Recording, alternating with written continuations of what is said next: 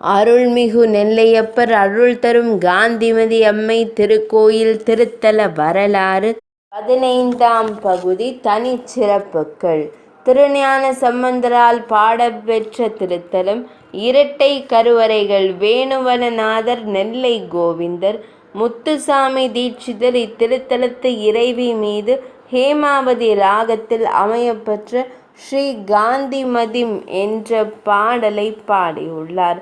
வருடா வருடம் தை அமாவாசை அன்று பத்ர தீபமும் 15,000 விளக்குகள் என்பது பத்ர தீபமாகும். 6 ஆண்டுகளுக்கு ஒரு முறை தை அமாவாசை அன்று லட்ச தீபமும் ஏற்றப்படுகிறது. பத்ர தீபம் மற்றும் லட்ச தீப திருவிழாக்களின் போது மணி மண்டபத்தில் தங்க விளக்கு, 2 வெள்ளி விளக்குகள் மற்றும் அவற்றை சுற்றி 8 தீபங்களை வைத்து பூஜை நடைபெறுகிறது.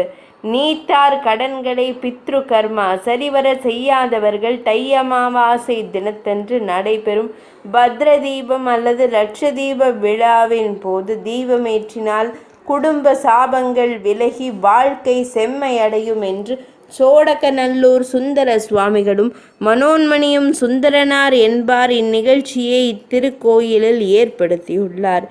ஆறுமுக நயினார் சன்னதியில் வித்யா சக்கரம் ஒன்று நிறுவப்பட்டுள்ளதால் கல்வியில் சிறந்து விளங்க ஸ்ரீவித்யா ஹோமம் செய்ய ஏற்ற திருத்தலம்.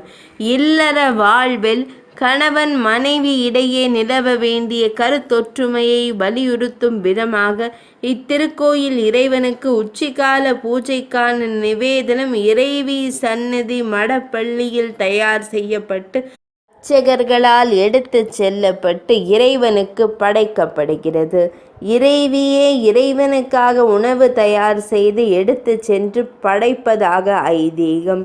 பங்குனி திருவிழா தினங்களில் தினந்தோறும் மாலையில் நடைபெறும் சாயரட்சை பூஜையில் உடையவர் லிங்கம் இத்திருக்கோயிலை கட்டிய மன்னர் பூஜை செய்த லிங்கத்திற்கு நடைபெறும் அபிஷேக ஆராதனைகளில் கலந்து கொள்ளும் திருமணமான பெண்களின் கணவர் நீண்ட ஆயுள் பெற்று அப்பெண்கள் தீர்க்க சுமங்கலியாய் வாழ்வர் என்பது ஐதீகம்.